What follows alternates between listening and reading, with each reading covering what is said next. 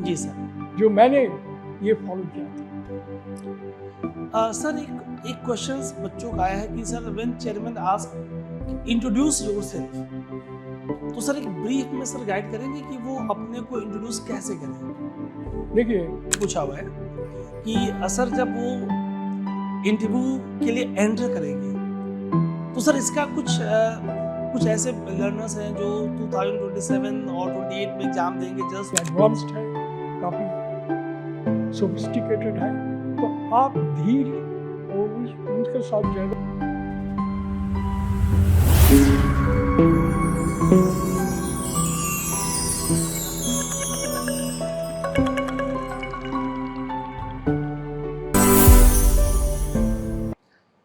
Hello my dear friends, कैसे हैं आप लोग। मैं अजीत तिवारी आप सब लोगों का जीनो आईएएस के प्लेटफॉर्म पे बहुत बहुत स्वागत करता हूं। गाइस, आज मैं बहुत एक्साइटेड हूं। Today I am feeling blessed कि आज आप जान के खुश हो जाओगे कि आज हमें किसकी ब्लेसिंग्स मिल रही है। So dear friends, I am very happy to announce that आज हमारे साथ 1966 बैच के आईएएस श्री रंगन दत्ता सर हैं। रंगन दत्ता सर के बारे में मैं क्या कहूँ, sir is having a vast experience. अगर मैं सर के एक्सपीरियंस की बात करूँ तो 1966 बैच के सर असम मेघालय कैडर के आईएएस रह चुके हैं। आपको मिजोरम इशू के बारे में आपने सुना होगा। इशू सॉल्व करने में sir has played a very major role. Not only this guys, आइए हम सर से ही जानते हैं कि सर ने कितने कितने कैपेसिटीज में अफगानिस्तान में और कहाँ सर ने वर्ल्ड बैंक के साथ जुड़े रहे। सर ने कितनी कैपेसिटीज में काम किया है। एंड गाइस, नाउ एडेज सर इंडिया के टॉप इंस्टीट्यूट्स में इंटरव्यू गाइडेंस एंड क्लासेस वगैरह भी देते हैं। So you guys are blessed कि आपको इतने एक्सपीरियंस रिनाउंड फैकल्टी एक्सपर्ट से आपको गाइडेंस का मौका मिल रहा है। और आपने जो क्वेश्चंस भेजे हैं, आज आपके क्वेश्चंस सवाल पूछूंगा मैं, और सर के एक्सपीरियंस का आपको फायदा मिलने वाला है। तो आइए बिना समय गवाएं हम सीधे सर के पास चलते हैं। सर, आपका जीनो आईएएस के प्लेटफॉर्म पे सर बहुत बहुत स्वागत है सर। नमस्कार।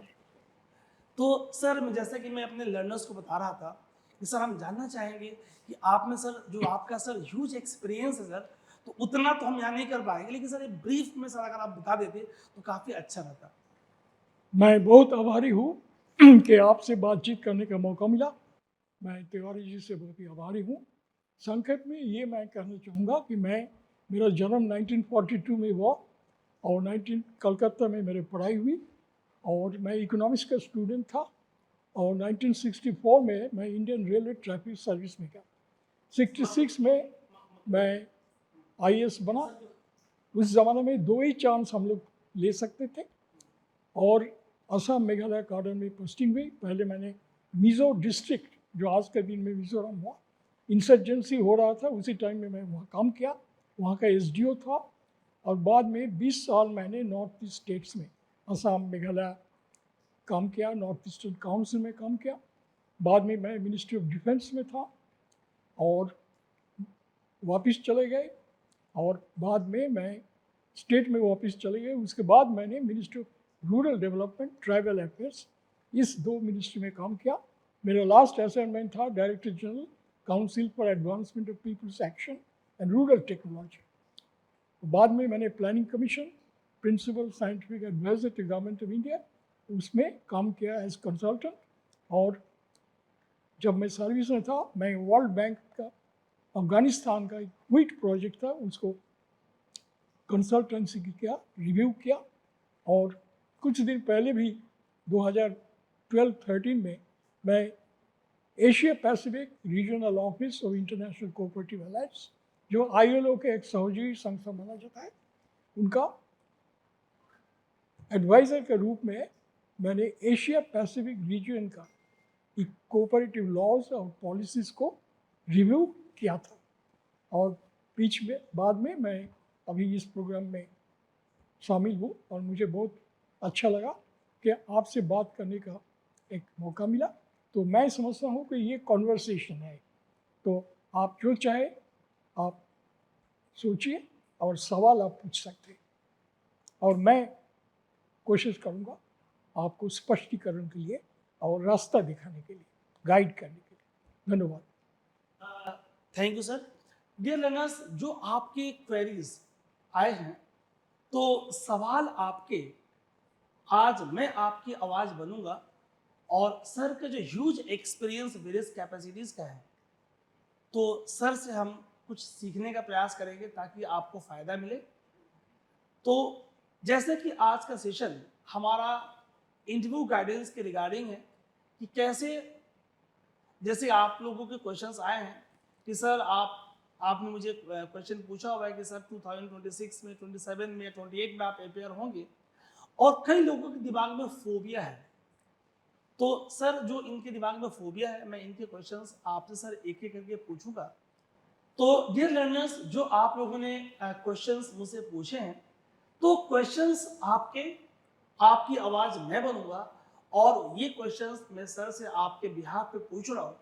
जो आपने पर्सनालिटी टेस्ट के, जिसे आप आम बोलचाल की भाषा में इंटरव्यू गाइडेंस बोलते हो, इंटरव्यू बोलते हो आप, तो पर्सनालिटी टेस्ट के जो क्वेश्चंस आपने मुझसे पूछे हुए हैं, वो मैं सर से आपसे पूछ रहा हूँ। सर, कुछ लर्नर्स हमारे बिहार झारखंड के रीजन से हैं और ईस्टर्न यूपी से हैं।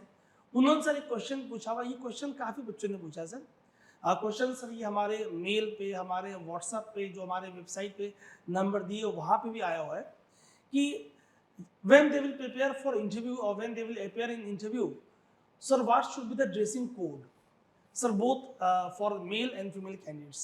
ओके, मैं आपको पहले ये बताऊंगा कि इंटरव्यू स्टेज में आप जब पहुंचेंगे तो आपको याद रखना चाहिए कि आप एक अचीवर है, और ये इंटरव्यू नहीं, ये आपका पर्सनालिटी टेस्ट है। Yes. तो आपका चेहरा और पोशाक से एक बिजनेस लाइक फॉर्मल एक रूप होना चाहिए।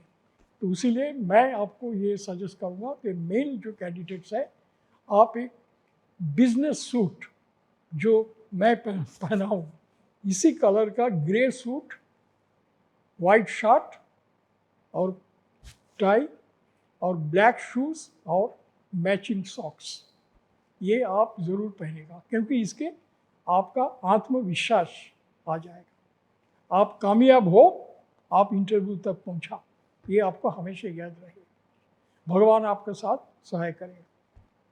और सर, फीमेल कैंडिडेट्स की? फीमेल कैंडिडेट्स में मेरा विचार है कि मिसेस गांधी का जो ड्रेस थी, साड़ी, इतना डिग्निफाइड, वो आप जरा याद रखिए, और प्लेन सिंपल ड्रेस लाइए जो आपका स्वाभाविक ड्रेस है, जो नॉर्मल ड्रेस है, और मेकअप भी नॉर्मल होना चाहिए। आपका भी बिजनेस लाइक अप्रोच होना चाहिए, क्योंकि आपका भूमिका होगा एज लीडर। ये मालूम, ये हमेशा याद रखना, आप सेवक नहीं है, आप लीडर है। तो लीडर की तरह आपका हाल चाल होना चाहिए। बहुत सर अच्छा बताया आपने। सर, कुछ हमारे जो स्टूडेंट्स, उन्होंने सर ये पूछा हुआ है कि सर, जब वो इंटरव्यू के लिए एंटर करेंगे, तो सर इसका कुछ ऐसे लर्नर्स हैं जो 2027 और 28 में एग्ज़ाम देंगे, जस्ट उन्होंने 12th पास किया है, अभी उनकी एज नहीं हुई है, वो अंडर ग्रेजुएट्स हैं, लेकिन sir youth is very curious, वो सर पहले से प्रिपरेशन में लग गया है। सर, आपके समय में क्या ऐसा होता था क्या कि लोग 12th करके ही यूपीएससी की प्रिपरेशन स्टार्ट करते थे? नहीं, उस ज़माने में ग्रेजुएशन का पहले ये कभी सोचता नहीं, क्योंकि ग्रेजुएशन वहाँ अच्छे रिजल्ट करना, वो भी मूल उद्देश्य होता था। सर, अब तो बिल्कुल समय बदल गया है सर। सर, क्लास 12 के बाद ही बहुत से लर्नर्स सर हमारे साथ जुड़े भी हैं for 3 year foundation programme. Sir 3 साल वो ग्रेजुएशन के साथ साथ प्रिपेयर करेंगे, और अपने फाइनल ईयर ऑफ ग्रेजुएशन में they will appear for UPSC as well. तो उनके लिए मैं ये कहना चाहूँगा, पहले यूपीएससी प्रीलिम्स का क्वेश्चन पेपर्स थोड़ा पढ़िए, उससे ये पता चलेगा कि इसमें मूल मुद्दे ये है कि हर कैंडिडेट को interest in a wide range of subjects ये होना चाहिए। सिर्फ राष्ट्र क्षमता क्या है, डेमोक्रेटिक गवर्नेंस क्या है, और दुनिया का क्या प्रॉब्लम है, जैसे जलवायु परिवर्तन, ग्लोबल पॉलिटिक्स, पावर गेम, ये सबको बारे इंटरेस्ट होना चाहिए। इसके लिए पढ़ाई भी उस स्टेज से शुरू करना चाहिए ताकि आपका इंटरेस्ट काफ़ी सब्जेक्ट्स में भी आपको इंटरेस्ट होना चाहिए, इकोनॉमिक्स, पॉलिटिक्स, सोशलिटी और हर कुछ, climate change, global politics, science and technology में जितना परिवर्तन हुआ हर किस्म में, और लॉ और सोसाइटी, ये दोनों का जो रिश्ता है इसको मालूम होना चाहिए। और कुछ मूल मुद्दे हैं, जैसे डेमोक्रेसी का मूल मुद्दे क्या है, कि जो टैक्स देते हैं उनका अधिकार, और हर आदमी टैक्स देते हैं, चाहे डायरेक्ट और इनडायरेक्ट। इस मामले में आपको जागरूकता होना ही चाहिए, तब से आपका पहला कदम ठीक तरह उठेगा। न्यूज़पेपर पढ़ना और नोट करना, ये नोटबुक मेंटेन करना, और जो आपका इम्पोर्टेंट लगेगा उसको नोट करना, जी सर। ये मेरा एडवाइस। सर आपसे एक रिक्वेस्ट ये था सर कि जो बिल्कुल सर फ्रेशर कैंडिडेट्स हैं, तो सर वो इंटरव्यू के लिए अगर वो चैम्बर में जा रहे हैं वो, तो सर क्या कुछ स्टेप्स होने चाहिए, क्या वो माइंड में चीज़ों को फॉलो करे वो, और कैसे वो मूव करे वो, तो सर कुछ सुझाव देना चाहेंगे आप? मैं मेरे जो एक्सपीरियंस है वो आपसे शेयर करना चाहता हूँ। जी सर, जी सर।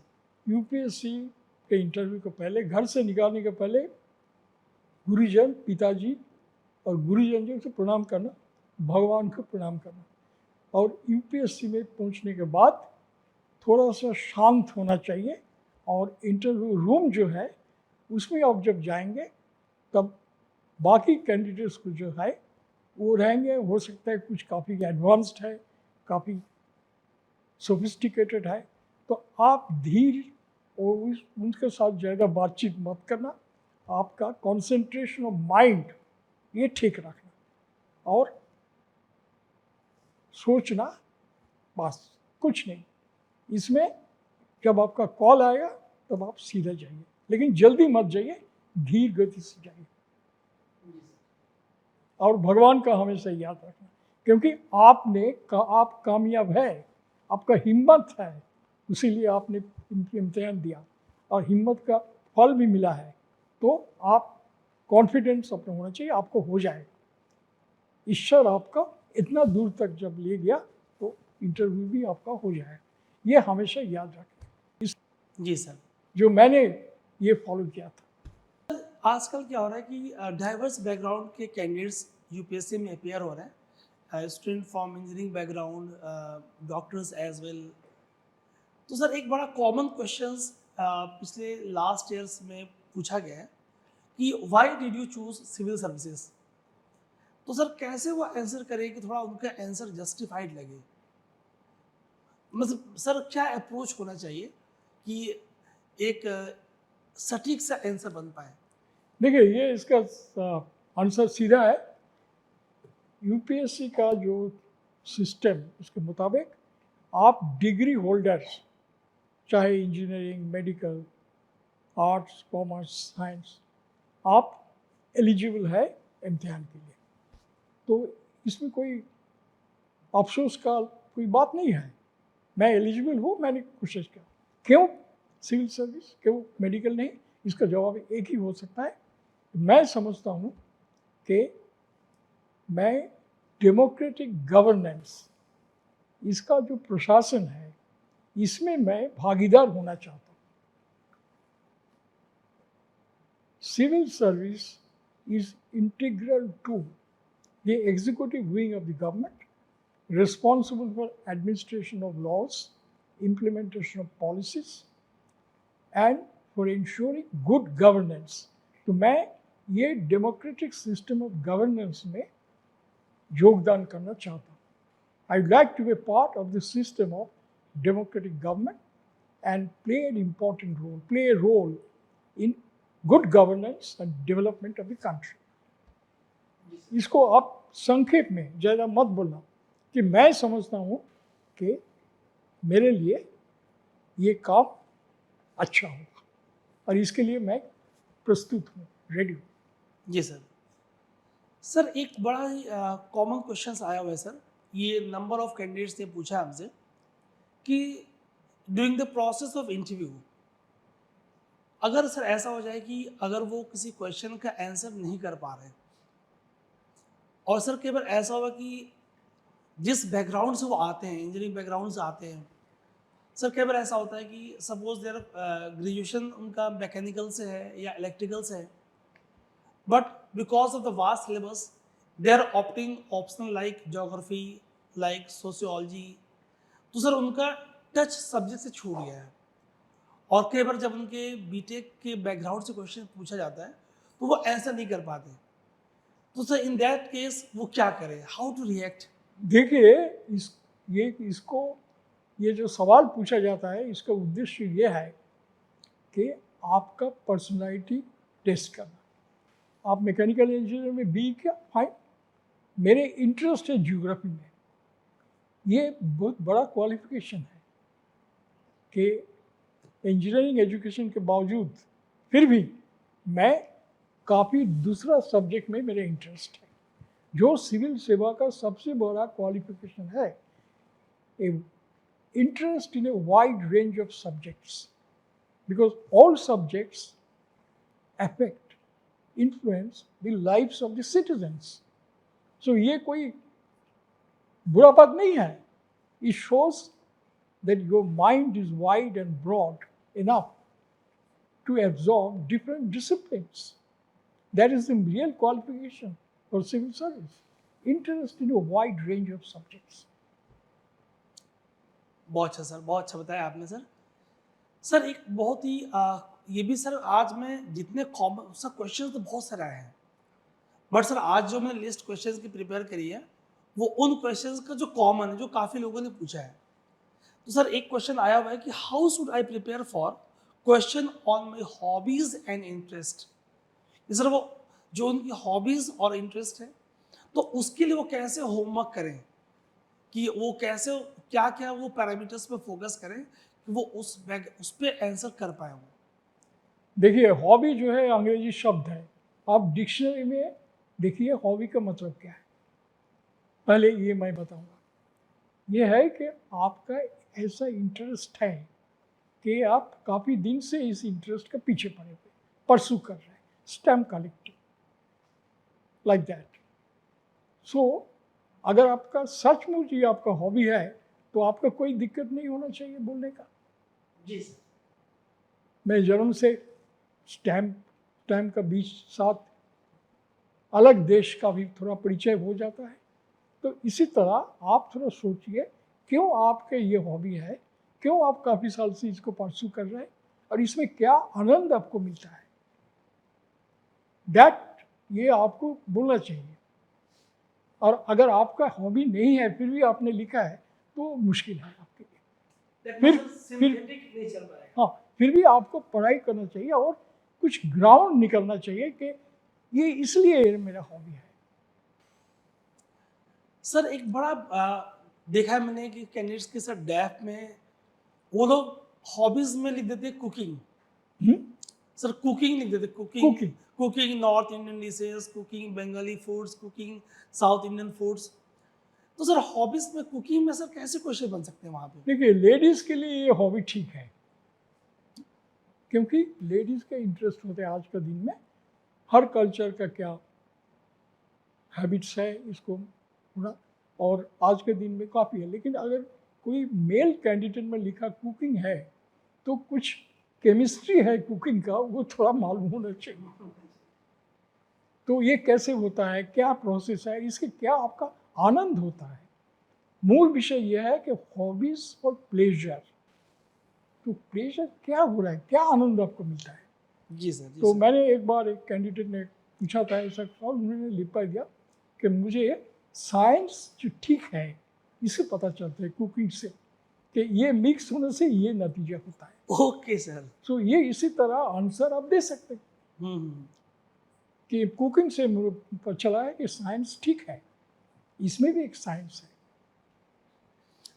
मेरे लर्नर्स जो जीनी वाइस पे अभी सर को सुन रहे देख रहे हैं, तो जैसा सर ने बताया कि सर 1942 में सर का बर्थडे है, बर्थ ईयर है। तो sir is having huge experience. Sir आपकी हॉबी क्या है? अगर सर आप बुरा ना माने तो शेयर करना चाहेंगे आप? रीडिंग, ये मेरा हॉबी है। Reading books on diverse subjects, ये मैं शुरू से कर रहा था।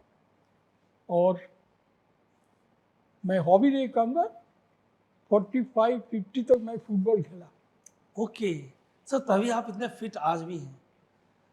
क्योंकि स्वामी विवेकानंद ने कहा, कुछ बच्चे उनके पास आए थे और पूछा कि स्वामी जी हमें कुछ दिशा दिखाइए, धर्म का पथ कैसे होना। स्वामी जी ने कहा, धर्म छोड़ो, अभी फुटबॉल खेलो, फुटबॉल से तुम्हारा जीवन, नया जीवन शुरू हो जाएगा। Physical mental exercise. और मैं आप सबको बताना चाहूँगा कि स्वामी जी के घर में मैं गया, वहाँ एक बॉक्सिंग ग्लव्स देखा। सर तो स्वामी विवेकानंद के घर में? स्वामी विवेकानंद में स्कॉटिश चर्च कॉलेज में पहला हिंदू स्टूडेंट है जो बॉक्सिंग में उनको मेडल मिला था। ओ माय गॉड सर, ये तो लोगों को ये एंगल पता ही नहीं बहुत। घर में जाने से आपको वो बॉक्सिंग ग्लव अभी भी देखा जाता है। ओके मैं उसी कॉलेज में पढ़ाई की, हमने सुना है ये कहानी। ओके सर, ये कहाँ की बात हो रही है? ये Scottish church college Calcutta, Scottish church college Calcutta. Calcutta, जहाँ स्वामी जी स्टूडेंट थे। और सर आप भी और वहीं? मैं भी वहीं कॉलेज। सो लर्नर्स, आप देख पा रहे आप किनको सुन रहे हो आप? तो आपको सर की ब्लेसिंग्स मिल रही है। And guys listen very care. तो सर इनका जो नेक्स्ट क्वेश्चन सर आया हुआ है कि बेसिकली सर ये क्वेश्चन ज़्यादा जो विद्यार्थी हिंदी मीडियम के हैं सर, उन्होंने मुझसे पूछा हुआ है कि sir how can I improve my communication skills for the interview. Sir in Hindi और इंग्लिश बोथ। ज़्यादा क्वेश्चन हिंदी मीडियम के स्टूडेंट ने पूछा हुआ है कि वो अपने कम्युनिकेशन स्किल्स देखिए, को कैसे इम्प्रूव करें। कम्युनिकेशन स्किल्स जो है ना, ये ओकेशन स्पेसिफिक होता है। इंटरव्यू के लिए एक कम्युनिकेशन स्किल्स है, और भाषण देने के लिए भी बाहर में और दूसरा स्किल होता है। पहले जो मैं आपको बताना चाहूँगा कि अच्छी तरह सुनिए मेंबर ने क्या सवाल आपको पूछा है, और उसके बाद थोड़ा सा वक्त लीजिए, सुनिए, क्योंकि आपको ये इम्प्रेशन क्रिएट करना पड़ेगा कि हम सोच बूझ के बात करते हैं और बात हम अच्छी तरह सुनते हैं। तो पैट रिप्लाई मत दीजिएगा, सुनिए। अगर आपका जवाब पता है तो फिर भी आपको ये इम्प्रेशन देना पड़ेगा कि आप अच्छी तरह मेंबर का सवाल सुन रहे हैं।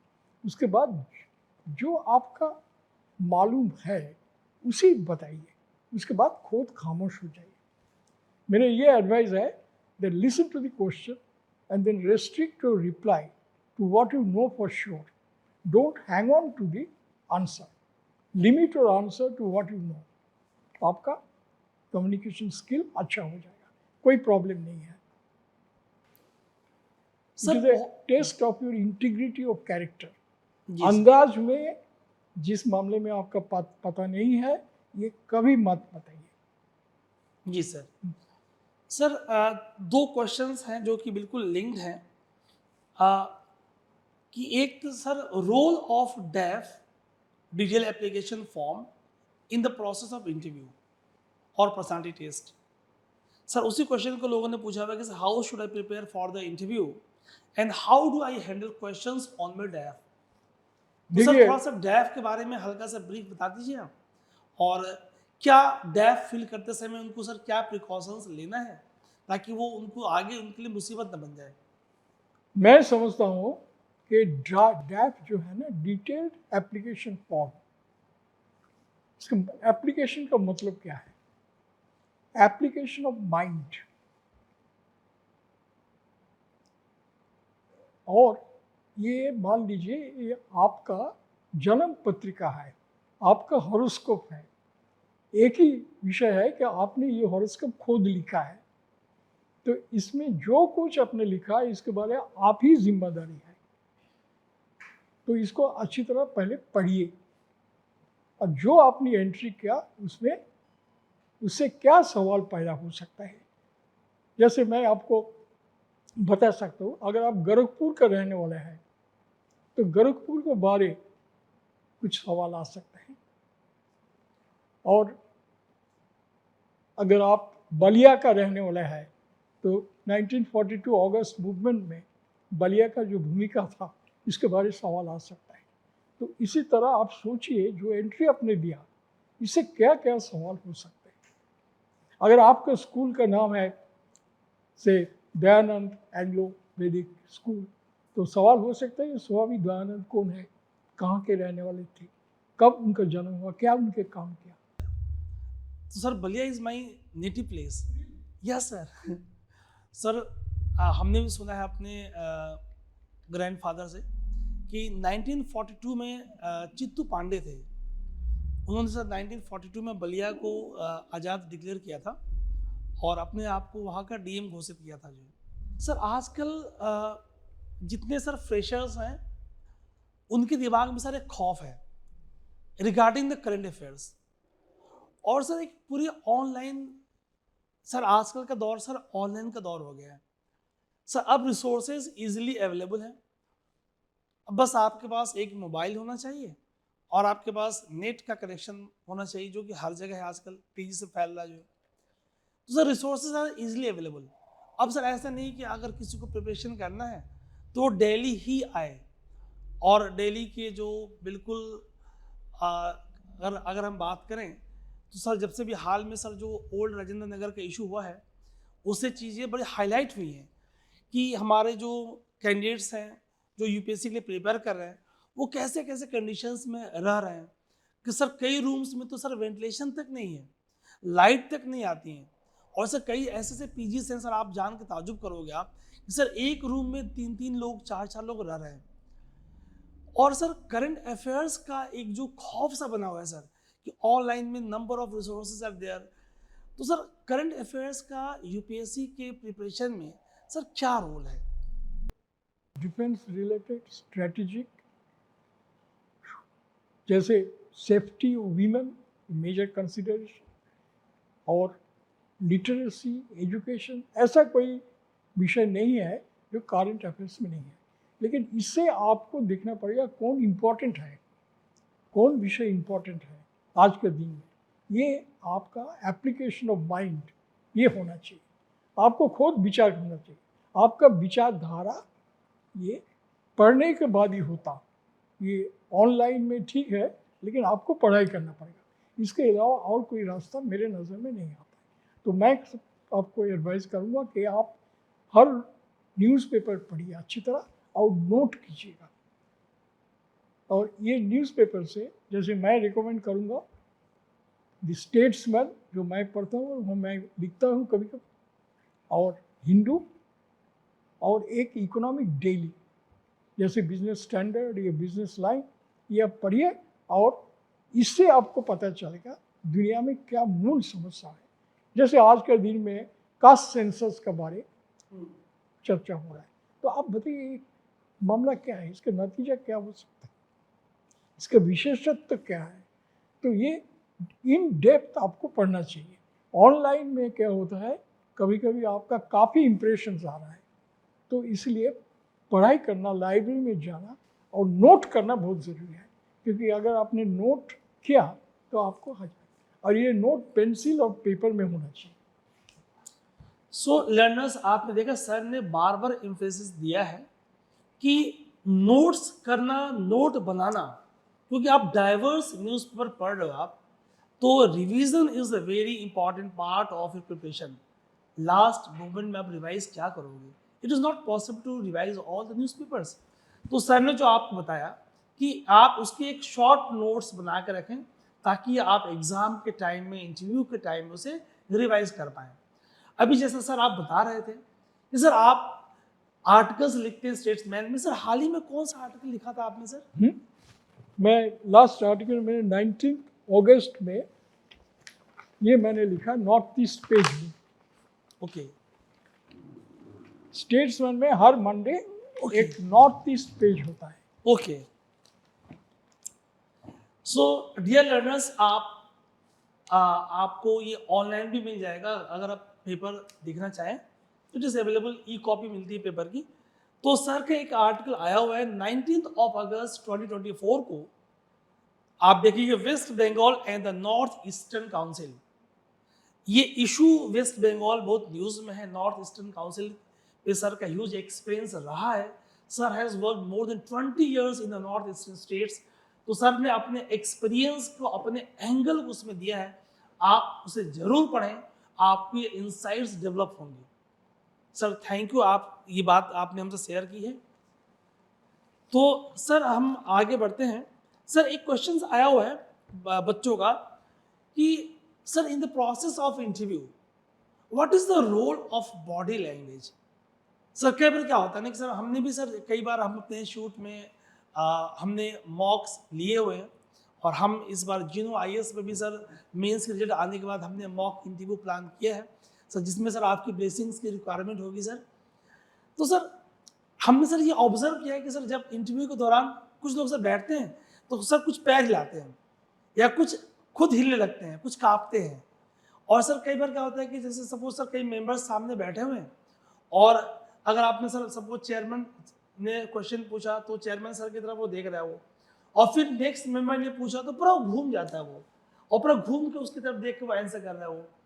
तो सर कुछ सजेशंस देंगे आप? कि मैं समझता हूँ बॉडी लैंग्वेज और मेंटल प्रिपेयर्डनेस ये दोनों एक ही हैं। अगर आपका शांति है, हिम्मत है, तो आपका बॉडी लैंग्वेज से ये पता चले। तो बैड बॉडी लैंग्वेज गलत हो जाता है जब मेंटल अलर्टनेस और फिजिकल कंडीशन ये दोनों में जब एडजस्टमेंट नहीं होता तब ये बॉडी लैंग्वेज के प्रॉब्लम होता है। तो इसके लिए भगवान को याद रखना, नाम लेना, और आपको ये होना चाहिए कि आप कामयाब है, आपने इंटरव्यू तक पहुंचा, प्रीलिम क्लियर किया, मेंस क्लियर किया, आपका घबराने की क्या बात है। आपने you have earned the right to be interviewed, to be considered for appointment to the civil service, and you are exercising that right. ये मामूली बात नहीं है। तो if you are sure about it that you have earned the right to be interviewed, nobody had done any favor to you, ये बात, तब आपका बॉडी लैंग्वेज ठीक हो जाएगा। तो लर्नर्स, मेरे प्यारे लर्नर्स, डियर स्टूडेंट्स, सर ने इस बात को कहा कि अगर आप पर्सनालिटी टेस्ट के लिए अपेयर हो रहे हो, ये अपने आप में एक अचीवमेंट है। So have faith, have confidence, have believe in your self, और आपके पास आपके पेरेंट्स का, गॉड की ब्लेसिंग्स, आपके गुरु की ब्लेसिंग्स ऑलरेडी आपके साथ है। तो but obvious this is a huge symbol for your confidence, huge support for your confidence. अगर मैं एक ओवरव्यू देना चाहूँ जो बिल्कुल फ्रेशर्स है, बिगिनर्स हैं, around 12 to 14 lakhs candidates are filling the form for UPSC CSE. Out of this 12 to 14 lakhs approx, 8 to 10 lakhs are appearing in the prelims test. Out of 8 to 10 lakhs approx, depending upon the number of vacancies, of 15 to 20,000 are qualifying the prelims. Guys, अगर आप 12 से 14 lakh candidates जो form fill कर रहे हैं, उससे funnelling के बाद 12 to 15,000 के लिस्ट में प्रीलिम्स क्वालिफाई करके आ रहे हो, स्टेप 1, एंड देन स्टेप 2, उस 12 to 15,000 में से depending upon number of vacancies आप 4,000 के आसपास आप पर्सनालिटी टेस्ट के लिए आपकी कॉल आ रही है। अगर वैकेंसी से फॉर एग्जांपल 800 to 1,000 के आसपास है, that means but obvious funnelling at this level is a huge achievement. Sir इसी की बात कर रहे थे। सर की बातों को मैंने थोड़ा एलिब्रेट कर दिया ताकि जो फ्रेशर से जस्ट 12 पास आउट है, कॉलेज गोइंग है, वो सर की बातों को और समझ पाए। तो गाइज बट ऑब्वियस अगर आप इस लेवल से 12 to 14 लाख से अगर आप 4,000 की लिस्ट में आते हो, sir is talking about it is a huge achievement. So have believe, have faith in yourself. Sir बहुत अच्छा आपने सर बताया, और सर आइए हम बातों को और आगे बढ़ाते हैं। सर इसी बात को, सेम क्वेश्चन को लोगों ने अलग तरीके से पूछा हुआ है कि what are some effective strategies for maintaining composure and confidence throughout the interview process. Sir आपने जो बताया अभी कि बॉडी लैंग्वेज जो कॉन्फिडेंस का ही एक आउटकम है। देखिए, कंपोजर ये तो अंग्रेजी शब्द है। इंटरव्यू जो होता है पर्सनालिटी टेस्ट, इसमें आपका उद्देश्य है कि आपको ये प्रूव करना चाहिए कि मैं I am the best candidate, और बोर्ड का उद्देश्य क्या है? To select the best candidates. वो क्या देखेंगे कि ये क्वाज़ी जुडिशियल काम करने के लिए लायक है कि नहीं। ये आपको अच्छी तरह याद होना चाहिए, मालूम होना चाहिए कि सिविल सेवा में सेवा का मतलब क्या है? कानून को लागू करना, जो बेकानूनी काम कर रहा है उसको रास्ता दिखाना भी आपका काम है। आप सेवक है लेकिन प्रशासक भी है, तो इसके लिए आपका एक जुडिशियल माइंड होना चाहिए। इसका मतलब यह है कि आप जो कहेंगे वो सबूत का आधार में कहेंगे, फैक्ट्स, एविडेंस, इसका आधार में आपका डिसीजन होगा। तो इसके लिए आपका मानसिक प्रस्तुति है कि नहीं, ये बोर्ड देखेंगे। तो उसी तरह अगर आपका कोई मामला मालूम नहीं है, कोई सवाल मालूम है, सीधा कह दीजिए कि मेरे मालूम नहीं है। अंदाज में जवाब मत दीजिए, क्योंकि इसके ये इम्प्रेशन हो सकता है कि ये एविडेंस बेस्ड काम के लिए इतना तैयार नहीं है, इनका दिल में थोड़ा सा अनसर्टेनिटी है। तो अगर आपका पता नहीं है, कह दीजिए आई डोंट नो, और जो आप बताएंगे वो संक्षेप में और कॉन्फिडेंस में बताएं। That is my advice. तो अब आपका कंपोजर ठीक हो जाएगा। Composer is the reflection of your mind. If your mind is strong, your composer will be positive. बहुत अच्छा बताया सर आपने। सर कई बार ऐसा होता है ना कि इन the process of interview candidate is feeling stress और नर्वसनेस, और सर कई बार उस प्रोसेस में उसका गला सूख जा रहा है या वो फंबल कर रहा है, तो सर ऐसे कंडीशन को सर वो कैसे टैकल करें? देखिए, ये कंडीशन होता है, कैंडिडेट खुद इसके लिए जिम्मेदार है। अगर आपने कुछ अंदाज में कह दिया तो मेंबर उस मामले में सवाल पूछेंगे तो आप कॉर्नर्ड हो जाएंगे।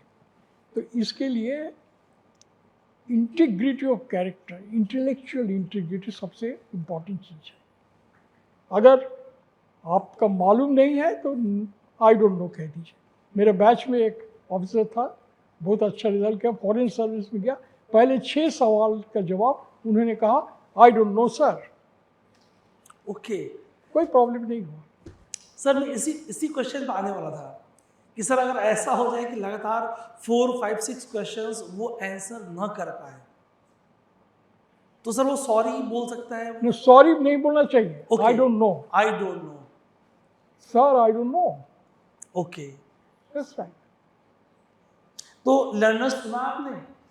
अगर कई बार ऐसा हो रहा है कि अगर इन द प्रोसेस ऑफ इंटरव्यू, जैसा सर ने बताया कि अगर आप 3, 4, 5, 6 क्वेश्चंस का लगातार आंसर ना कर पाए, तो दत्ता सर ने बताया कि आपको स्ट्रेस में नहीं आना है, आपको नर्वस नहीं होना है, क्योंकि जो मेंबर्स आपके इंटरव्यू ले रहे हैं दे नो द प्रोसेस कि आप 12 to 14 lakhs के स्टूडेंट में से फनल्ड हो कि आप 4000 अप्रॉक्स के ब्रैकेट में आए हो।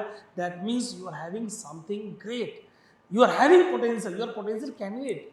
हो सकता है कि आप उस क्वेश्चन का आंसर नहीं कर पाए या 2-3 क्वेश्चन का आंसर नहीं कर पाए।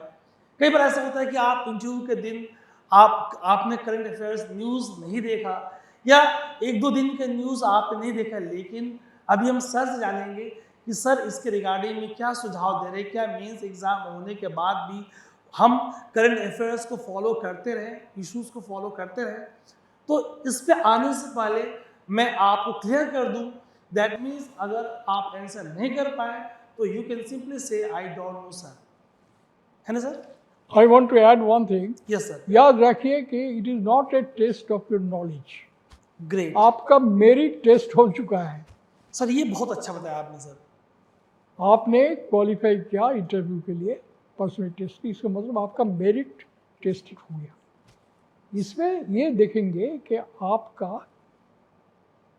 पर्सनैलिटी कैसा है, कि क्या आप क्वाज़ी जुडिशियल, निरपेक्ष, अनबायस्ड, एविडेंस बेस्ड डिसीजन ले सकते हैं कि नहीं। तो आई डोंट नो आपने अगर 5-6 सवाल में क्या, इससे पॉजिटिव इम्पैक्ट होता है कि ये ईमानदार है। यस जो इसको मालूम नहीं है वो कह रहे कि मुझे मालूम नहीं। मालूम नहीं है। तो ये ईमानदारी का जो आपने ईमानदारी को जो प्रमाण हो जाएगा तो उससे वो लोग प्रभावित हो जाएंगे। ये मत सोचिए कि हर सवाल का आपको जवाब देना ही है, नहीं। जो आपका मालूम नहीं है आप कह दीजिए मुझे मालूम नहीं है। तो लर्नर्स, आपने सर को सुना, सर ने बहुत स्पष्ट बताया, इफ यू डोंट नो से सर आई डोंट नो। तो ये आपका एक ऑनेस्टी का प्रूफ भी है। और जैसा कि सर ने अभी बताया कि बिल्कुल ये आपका नॉलेज टेस्ट नहीं, because already you have qualified prelims and your main examination. Sir एक क्वेश्चन आया हुआ है कि how should I approach ethical और scenario based questions. Ethical ethical sir कोई एग्जाम्पल लेके अगर अपने हिसाब से, क्योंकि सर आपके पास ह्यूज एक्सपीरियंस है मॉक इंटरव्यू लेने का, आप चेयरमैन पर्सन भी रहे हो आप, तो सर कोई ऐसा कोई केस स्टडी आपके दिमाग में आ रहा हो सर कि कोई एग्जाम्पल लेके हमारे लर्नर को समझाएं। देखिए, ऐसा सवाल हो सकता है कि आप कुछ हिताधिकारी का लिस्ट बनाना है आपको। इसमें सरकार ने कहा कि ये लोग इसके लिए एलिजिबल है। अगर किसी मंत्री जी से या आपके पास कोई रिक्वेस्ट है कि ये लिस्ट में थोड़ा देख लीजिए, कुछ आदमी हमारे आदमी है, तो इसमें आपका जवाब होगा कि मैं सरकार का जो नीति है, नीति के मुताबिक ये लोग एलिजिबल है कि नहीं, ये मैं देखूंगा। मैं कोई प्रभावित नहीं होगा। कोई इम्पोर्टेंट आदमी हो, पब्लिक लीडर हो, मेरे जो जिम्मेदारी है कानून में कि मैं कानून को लागू करना, पॉलिसी का जो नीति है, ये नीति का मुताबिक डिसीजन लेना है। इसमें मैं कुछ ऐसा काम नहीं करूँगा जो कानून का बाहर है, नीति का बाहर है। तो ये आपके एथिक्स का मामला है। तो इसमें ऑनेस्टी जो है, इंटीग्रिटी, इसका टेस्ट है। अगर आपका ऐसा कोई सवाल पूछा जाए कि आपका पास ये प्रेशर है, आप पब्लिक ने काफ़ी प्रेशर दिया, तो नहीं, मैं कानून के मुताबिक काम करूँगा। ये इंटीग्रिटी जो है, इंटेलेक्चुअल इंटीग्रिटी, सबसे बड़ा मामला है। तो लर्नर्स, मैंने ऑलमोस्ट आपके क्वेश्चंस ले लिए हैं, और अगर आपको लग रहा है कि आप कुछ और क्वेश्चन जानना चाहते हो तो आप हमें कमेंट सेगमेंट में क्वेश्चंस लिखकर बताएं। हम आगे फिर सेशंस प्लान करेंगे तो हम आपके क्वेश्चंस आगे और लेंगे। सर ये तो कुछ मैंने सिलेक्टेड क्वेश्चंस लर्नर्स के लिए। तो सर मैं लास्ट चाहूँगा सर, आप पूरी इंटरव्यू प्रोसेस के लिए कुछ शॉर्ट टिप्स या कुछ अगर कहें सर क्रक्स या ब्रीफ या समराइज करना चाहें तो सर आप समराइज कर दीजिए प्लीज़। मैं ये कहूँगा कि इंटरव्यू का 3-4 दिन पहले का न्यूज़पेपर आप ठीक से पढ़िए और नोट कीजिएगा क्या सवाल आ सकता है रिसेंट डेवलपमेंट्स के बारे में। और जो सब्जेक्ट्स आपने लिया था ऑप्शनल, ये इसके साथ आज के दिन में जो घटना हो रहा है, जैसे आपने ज्योग्राफी लिया तो क्लाइमेट चेंज के बारे कुछ सवाल आ सकता है। तो इस मामले में आपका एक पर्सनल ओपिनियन होना चाहिए कि आप खुद क्या समझते हैं, आपका विचार क्या है कि क्लाइमेट चेंज का जो मुकाबला करने के लिए हमें क्या कदम उठाना चाहिए। जैसे प्लास्टिक जो एक समस्या हुई, इस मामले में आपका क्या विचार है। उसी तरह मैं समझता हूँ कि इंटरव्यू का पहले 1 महीना जो कुछ हुआ है इसको अच्छी तरह रखना चाहिए। और याद रखिए कि आप कामयाब हैं, और जो आपका मालूम नहीं है वो कह दीजिए, और जो आप कहेंगे ये फैक्ट्स बेस्ड, एविडेंस बेस्ड होना चाहिए। अंदाज में कोई जवाब मत दीजिए।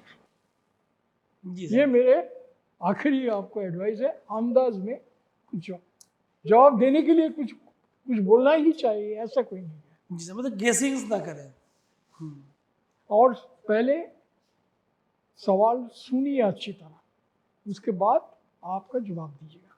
क्योंकि अंग्रेजी में एक बात कहा जाता है, a man who gives a pat reply is not exactly reliable for higher responsibilities. Well said sir. Pat reply मत दीजिएगा, सुनिए, क्योंकि आपको ये इंप्रेशन क्रिएट करना पड़ेगा आप सूझबूझ के बात कर रहे हैं। तो जो सूझबूझ के बात कर रहे हैं वो सूझबूझ के कानून के मुताबिक सिविल सर्विस का काम भी करेगा। करने के लिए उनका मानसिकता है, ये मानसिकता का परीक्षा इंटरव्यू में होता है। Yes sir. सर बहुत अच्छा बताया आपने। तो मेरे प्यारे लर्नर्स, आप इस बात को समझ पा रहे हैं। सर ने कहा कि आप क्वेश्चन को सुनिए, टेक टाइम, प्रोसेस करिए और टू द पॉइंट आंसर करने का प्रयास करिए। सर आपने बहुत अच्छे से हमारे लर्नर्स के, हमारे स्टूडेंट्स के क्वेश्चंस का आंसर किया। सर आपका बहुत बहुत धन्यवाद। Thank you sir. मैं बहुत आभारी हूँ आपसे, ये मौका मिला आप लोग से बात करने के लिए। I am very grateful to